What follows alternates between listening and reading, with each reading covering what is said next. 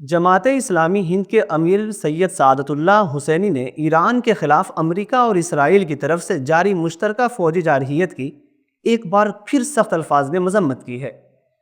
انہوں نے اس بات پر زور دیا ہے کہ موجودہ تصادم کو ایک وسیع علاقائی جنگ میں تبدیل ہونے سے روکا جانا چاہیے۔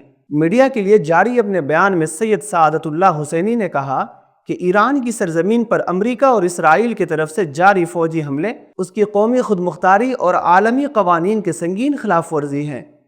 مشرق وسطیٰ کی تازہ صورتحال پر اپنے گہرے رنج و غم کا اظہار کرتے ہوئے انہوں نے کہا کہ ان حملوں کے نتیجے میں ایران کے مختلف علاقوں میں بڑے پیمانے پر شہری ہلاکتیں اور تباہیاں ہوئی ہیں۔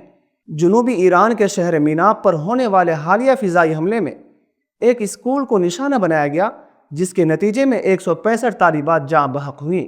اس سانحے نے انسانیت کی ضمیر کو جھنجھوڑ کر رکھ دیا ہے۔ معصوم شہریوں بالخصوص بچوں پر اس طرح کے حملے انسانیت اور بین الاقوامی قوانین کی سنگین خلاف ورزی ہیں۔ اس حملے کا احتساب اقوام متحدہ اور عالمی برادری کے سامنے فوری طور پر ہونا چاہیے۔ انہوں نے مزید کہا کہ یہ صورتحال اس لیے بھی تشویشناک ہے کہ یہ حملے ایسے وقت میں کیے گئے جب سفارتی مذاکرات جاری تھے۔ اس سے واضح ہو گیا ہے کہ امریکہ نے پرامن مکالمے کے بجائے فوجی جارحیت کو ترجیح دی ہے۔ سید سعادت اللہ حسینی نے کہا کہ موجودہ بحران دراصل فوجی مداخلت کی وجہ سے پیدا ہوا ہے، جس نے پورے مشرق وسطیٰ کو جنگ میں دھکیل دیا ہے اور لاکھوں شہریوں کو تکلیف اور عدم تحفظ کا شکار بنا دیا ہے۔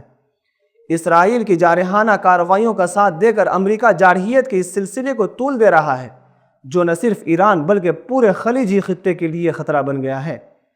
سید سعادت اللہ حسینی نے پڑوسی خلیجی ممالک میں شہری ہلاکتوں کی اطلاعات پر بھی تشویش کا اظہار کیا۔ انہوں نے کہا کہ ایران کو اپنی خود مختاری کے دفاع کا حق حاصل ہے، تاہم ایسے اقدامات سے گریز کیا جانا چاہیے جو پڑوسی عرب ممالک کو اس تنازع میں کھینچ لائے۔ موجودہ بحران کو ایران اور عرب ممالک کے درمیان تصادم میں تبدیل نہیں ہونے دینا چاہیے، کیونکہ اس سے خطے میں مزید تقسیم پیدا ہو گئی اور مشرق وسطیٰ کے عوام کے لیے شدید بحران کا سبب بنیں گے۔ اس وقت دانشمندی، احتیاط اور مؤثر سفارت کاری کی فوری ضرورت ہے تاکہ خطے کو ایک طویل اور تباہ کن جنگ سے بچایا جا سکے۔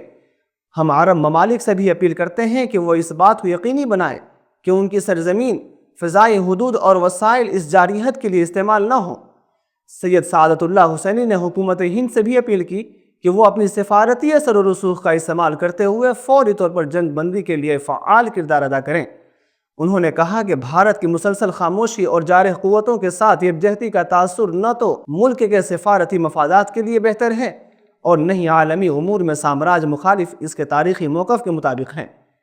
انہوں نے کہا کہ بھارت کو امریکہ اسرائیل جارحیت کے خلاف واضح اور اصولی آواز بلند کرنی چاہیے اور عالمی سطح پر تشدد کو روکنے اور خطے میں امن و استحکام کی بحالی کے لیے عملی سفارتی کوششوں کو متحرک کرنے میں اپنا فعال کردار ادا کرنا چاہیے۔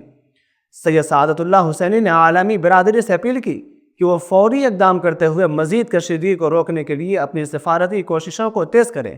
انہوں نے کہا کہ خطے میں پائیدار امن اور استحکام صرف مکالمے، خود مختاری اور بین الاقوامی تعلقات میں انصاف کی پاسداری کے ذریعے ہی حاصل کیا جا سکتا ہے۔